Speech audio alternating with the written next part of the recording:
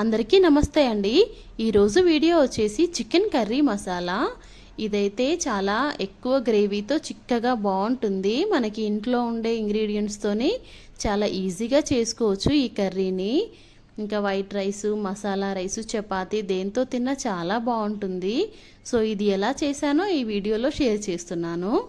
దీనికోసం అయితే స్టవ్ పైన గిన్నె పెట్టేసి ఒక 6 లేదా 7 టేబుల్ స్పూన్ల నూనె వేయాలి.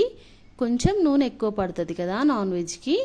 ఇప్పుడు నూనె వేడెక్కిన తర్వాత 7-8 లవంగాలు, ఒక 4 యాలకులు, చిన్న దాల్చిన చెక్క ముక్క వేసి అవి చిటపటమన్నాక 2 పెద్ద సైజు ఉల్లిపాయలు కట్ చేసి వేయాలి. ఇంకా ఉల్లిపాయ వేగేలోపు అయితే మసాలా ప్రిపేర్ చేద్దాము. దీనికోసం అయితే 1.5 టేబుల్ స్పూన్ అంత గసగసాలు, ఒక 2 టేబుల్ స్పూన్ల ధనియాలు, ఇప్పుడు దీంట్లో ఒక 4 లవంగాలు, ఒక 2 యాలకులు, చిన్న దాల్చిన చెక్క ముక్క వేయాలి. దీంట్లో ఇప్పుడు వేడి నీళ్ళు పోయాలి. ఈ వేడి నీళ్ళు పోయడం వల్ల ఈ స్పైసెస్లో మంచి ఫ్లేవర్ అనేది వస్తుందండి. మనము డ్రై రోస్ట్ చేయడం కన్నా ఇలా వేడి నీళ్ళలో నానబెడితే ఇంకా బాగుంటుంది. ఇప్పుడు దీంట్లో మీకు ఇష్టమైన జీడిపప్పు కానీ బాదం పప్పు కానీ ఏదైనా వేసుకోవచ్చు. బాదం పప్పుతో ట్రై చేసి చూడండి. రెగ్యులర్గా జీడిపప్పు అయితే వేస్తాం కదా, బాదం పప్పుతో చాలా టేస్టీగా ఉంటుంది గ్రేవీ. ఇప్పుడు ఉల్లిపాయ వేగిన తర్వాత అల్లం వెల్లుల్లి పేస్ట్ వేసి ఇంకొక నిమిషం పాటు వేయించుకొని 1/2 టీ స్పూన్ పసుపు వేయాలి. పసుపు వేసిన తర్వాత ఒకసారి బాగా కలిపేసి క్లీన్ చేసి పెట్టుకున్న చికెన్ వేయాలి. ఇందులో నేనైతే 1 కేజీ దాకా చికెన్ తీసుకున్నాను. చికెన్ వేసి మంచిగా కలపాలి. కలిపేసి మూత పెట్టి ఒక 4 నిమిషాలు లేదా 5 నిమిషాలు ఉడికించాలి. మనకి చికెన్లోంచి చాలా వాటర్ వస్తాయి కదా ఉడుకుతున్నప్పుడు, ఆ వాటర్ అంతా ఇంకిపోతాయి. ఆ 4-5 నిమిషాల్లో మధ్య మధ్యలో చెక్ చేసుకోవాలి.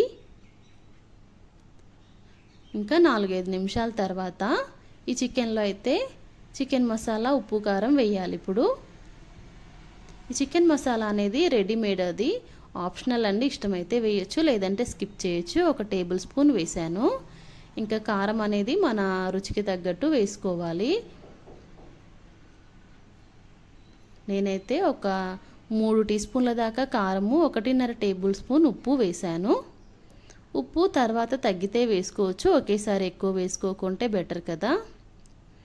ఇంకా వీటన్నింటినీ బాగా కలిపేసి ఒక 2 నిమిషాలు ఉడకనివ్వాలి ముక్కతో పాటు.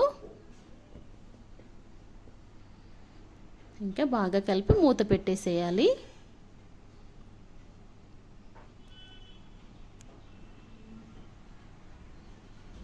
ఇంక ఇది ఉడికేలోపు అయితే ఇందాక నానబెట్టాం కదా, అదైతే పేస్ట్ చేసుకోవాలి.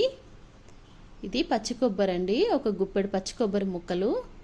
మీకు కావాలంటే ఎండు కొబ్బరి వేసుకోవచ్చు, లేదంటే స్కిప్ చేయొచ్చు.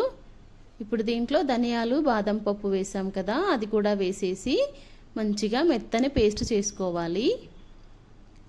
మనకి బాదం పప్పుతో అయితే గ్రేవీ కొంచెం ఫ్లేవర్ ఇంకా రిచ్గా అనిపిస్తుంది. ఒకసారి ట్రై చేసి చూడండి.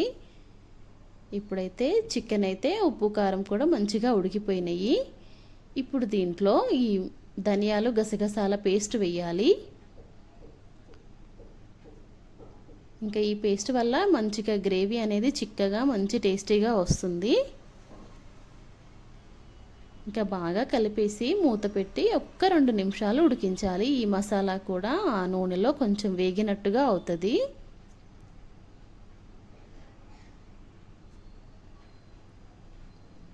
ఒక్క 2 నిమిషాలు అలా ఉడికిన తర్వాత దీంట్లో అయితే వాటర్ వేయాలి. ఇప్పుడు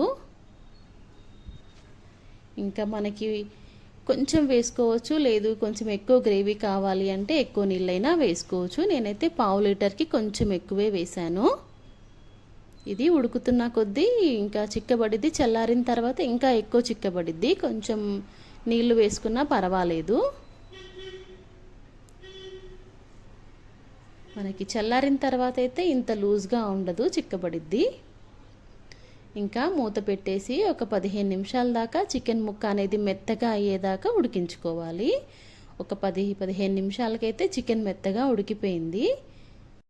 ఇప్పుడు దీంట్లో సన్నగా కట్ చేసుకున్న కొత్తిమీర ఆకు వేసేసి స్టవ్ ఆఫ్ చేసామంటే అంతే అండి. చిక్కటి గ్రేవీతో మనకి చికెన్ మసాలా అయితే రెడీ అయిపోయింది. చాలా బాగుంటుంది, ఒకసారి ట్రై చేసి చూడండి. చాలా సింపుల్గా చేసుకోవచ్చు ఈ కర్రీని. ఇంకా ఈ వీడియో నచ్చితే ప్లీజ్ లైక్ చేయండి, ప్లీజ్ సబ్స్క్రైబ్ చేసుకోండి. Thanks for watching.